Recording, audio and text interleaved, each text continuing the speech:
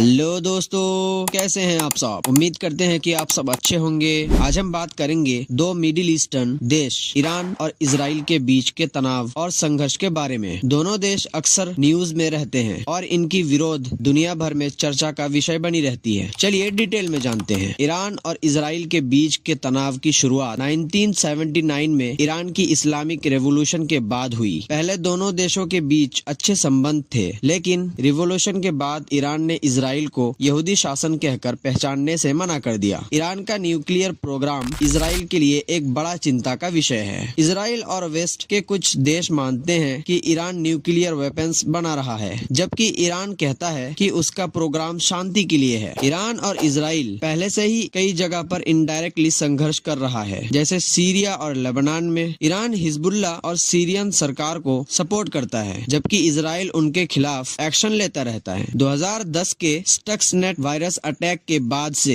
Iran और Israel के बीच cyber युद्ध भी देखने को मिलता है। स्टक्सनेट वायरस ने ईरान के न्यूक्लियर फैसिलिटीज को नुकसान पहुंचाया था और ईरान का मानना है कि इसके पीछे इजराइल और यूएसए का हाथ था। आज ईरान और इजराइल के बीच तनाव अब भी बरकरार है। इजराइल को ईरान के बढ़ते प्रभाव का डर है, खासकर मिडिल ईस्ट में। ईरान के न्यूक्लियर इरादों और उसके प्रॉक्सीज का प्रभाव इस तनाव को और बढ़ा देते हैं। कभी कभी दोनों देशों के बीच चुपके से बातचीत भी होती है, लेकिन अब तक कोई बड़ा सफलता नहीं मिली है। इंटरनेशनल कम्युनिटी जैसे यूएन और अन्य बड़े देश लगातार शांति बनाने की कोशिश कर रहे हैं। हाल ही में इजराइल ने हमास के लीडर इस्माइल हानिया को ईरान के अंदर मार दिया। ये एक ऐसा घटना है जो मिडिल ईस्ट के स्थिति को और भी पेचीदा बना सकती है। अब सवाल ये है कि ईरान इस पर चुप रहेगा या जवाब देगा। ईरान ने हमेशा अपने मुल्क के प्रति वफादारी और उसकी रक्षा के लिए कदम उठाए हैं। ऐसे में ये मुमकिन है कि ईरान इसके जवाब में सही मौके का इंतजार कर रहा है। तो दोस्तों, ईरान और इजराइल के बीच के ये तनाव और संघर्ष दुनिया भर की राजनीति को प्रभावित करते हैं। इस वीडियो का मकसद आपको इस पेचीदा मुकाबला के बारे में जानकारी देना था। आशा है आपको ये जानकारी रोचक लगी होगी। अगर आपको हमारा कंटेंट पसंद आया हो तो लाइक, शेयर और सब्सक्राइब जरूर करें। मिलते हैं अगले वीडियो में एक नए टॉपिक के साथ।